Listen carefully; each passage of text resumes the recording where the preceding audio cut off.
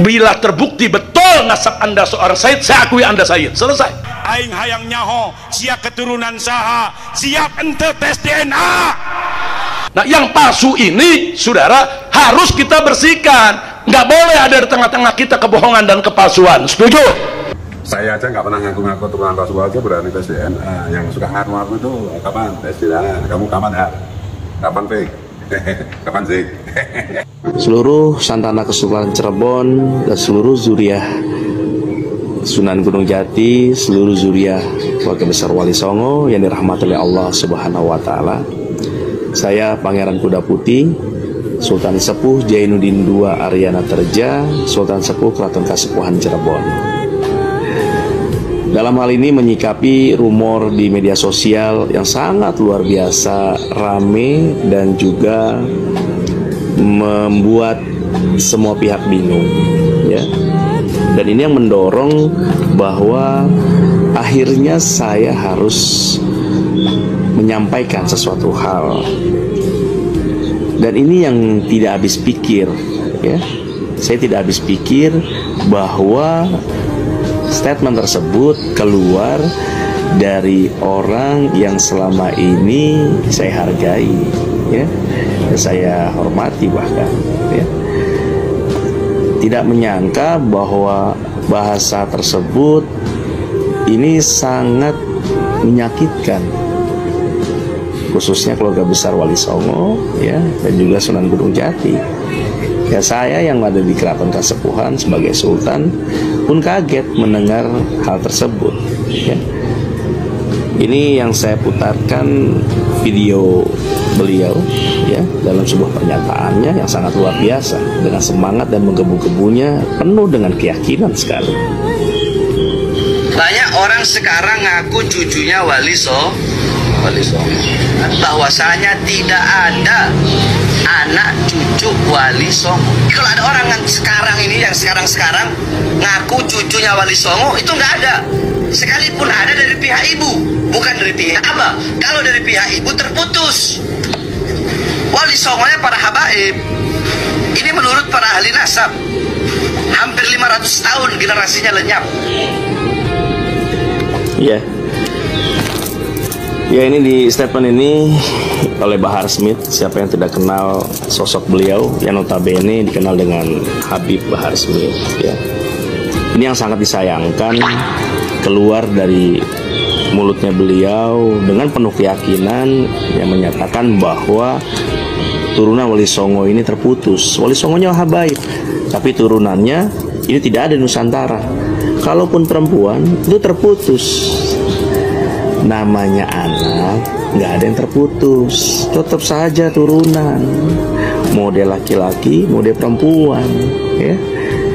Bagaimana dengan Siti Fatimah? Itu perempuan beliau. Lalu bagaimana dengan Imam Husain dan Hasan? Dari siapa? Kepada baginda Rasulnya, dari ibu. Jadi mau dia anak laki-laki, mau anak perempuan, ya, saya pribadi menganggap tidak ada yang terputus. Masa kita punya anak perempuan kita bilang itu bukan anak kita, terputus dia dari kita. Lalu anak laki-laki aja yang kita akui. Wah, ini sama aja zaman jahiliyah kalau kayak begitu, ya. Jadi bagi kita keluarga besar Wali Songo tidak ada yang membedakan antara anak laki-laki dan perempuan. Ingat itu.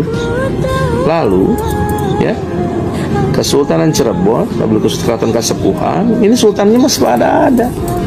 Ada Kasepuhan, ada Kanoman, ini sultan-sultannya masih ada. Belum lagi di Kesultanan Banten, turunannya ada dari Sultan Maulana Hasanuddin. Jadi, kalau Anda tidak mengetahui mengenai sejarah Nusantara, cukuplah diam. Janganlah menggembu-gembu seakan-akan Anda yakin dengan statement Anda. Kesultanan kami jauh lebih dulu ada dibandingkan badan nasab yang Anda percayai, ya. Kami punya kitab-kitab tua bagaimana susunan nasab dari mulai Kanjeng Sunan sampai ke kita, dan itu terjaga dengan baik.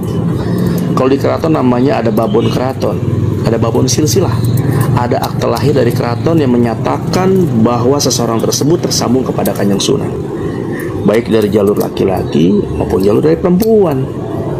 Itu ada kitab akte lahir keratonnya, disebut Babon Keraton. Lalu saudara kami juga yang memang zuriahnya dari Sunan Gunung Jati bukan cuma yang di dalam keraton, tapi yang di luar keraton di wilayah Cirebon semuanya juga turunan. Banyak ulama-ulama besar di Cirebon sana yang notabene masih turunan Sunan Gunung Jati, seperti keluarga besar Pondok Pesantren Benda, Pondok Pesantren Buntet, Ciwaringin, Kempek, dan juga yang lainnya dari Trusmi, ya banyak. Jadi turunan Sunan Gunung Jati ini terjaga dengan baik kenasapannya. Ketika badan nasab yang Anda percaya ini mengatakan demikian, maka itu tidak benar. Wali Songonya habaib, tapi turunannya tidak ada. Ini merupakan fitnah yang sangat luar biasa. Jadi saya harap para Bahar Smith untuk bisa menyadari diri dan mengakui ada sebuah kehilapan atas apa yang diucapkan. Seharusnya tabayun dulu pada keluarga besar kami, ya, baik di Benda, ya, baik di Buntet dan di pondok pesantren yang lainnya. Para ulama-ulama silakan bertabayun atau ke keraton, mangga, kan gitu. Jadi saya minta kepada Bahar Smith hati-hati dalam berucap. Ketika kita berbicara bernasab kepada baginda Nabi, maka yang dilihat adalah tutur bahasa dan akhlak. Saya sempat lihat juga beberapa dakwah Anda ini mengeluarkan bahasa-bahasa yang sangat kotor sekali, ya, memaki, menghujat. Ini sangat disayangkan, di mana perjalanan para zuriat Wali Songo, para ulama-ulama, para kiai-kiai selalu beriringan selama ini dalam dakwah Islamnya, ya, selalu bersama-sama dalam syiar, dalam dakwah. Kenapa Anda melontarkan dengan bahasa seperti ini? Kalau bicara galak, kami bisa galak. Kalau bicara tegas, kami pun bisa tegas. Kalau berbicara jihad, kami pun bisa jihad. Karena dari mulai nenek moyang kami dulu dijajah oleh VOC, oleh Hindia Belanda, dari dulu berperang leluhur kami itu, termasuk di Kasepuhan, sampai dikudeta di Kasepuhan itu oleh Belanda dan juga abdi dalamnya. Kami jihad, kami selalu berperang. Jadi bicara masalah semangat jihad bukan cuma milik Anda dan juga kelompok Anda. Saya Sultan Sepuh di Keraton Kasepuhan angkat bicara dikarenakan ini sesuatu hal yang sangat fatal sekali, memicu konflik besar antara turun Wali Songo dan para habaib. Ini efeknya. Yang rugi siapa? Islam yang akan rugi, terpecah. Lalu untuk kepentingan siapa? Untuk kepentingan siapa? Untuk kepentingan orang-orang yang ingin Islam ini pecah. Jadi saya harap kepada Bahar Smith, mulai saat ini jangan pernah mengeluarkan kata-kata yang dapat menyakitkan hati kami semua. Bicara nasab, bicara Anda tersambung kepada baginda Nabi, silakan. Karena itu pertanggungjawaban Anda pribadi kepada Allah nantinya. Begitu juga kami, para turunan-turunan Wali Songo yang memang kami ini tersambung kepada Kanjeng Sinun, Gunung Jati, dan juga para Wali Songo yang lainnya yang juga tersambung kepada baginda Nabi, maka pertanggungjawabannya juga pada diri kami masing-masing di hadapan Allah nanti.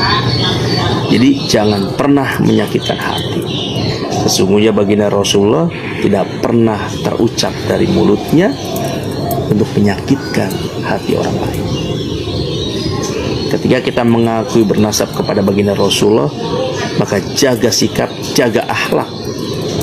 Karena baginda Nabi tidak pernah memaki, mencaci orang lain.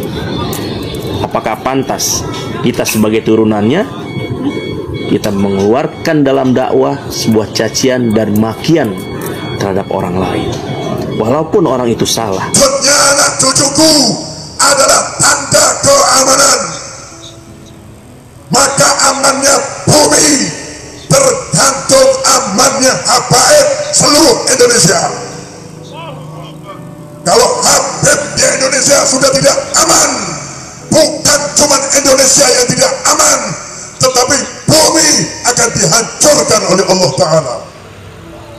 Maka tugasmu wahai santri, jaga Habibmu, lindungi Habibmu.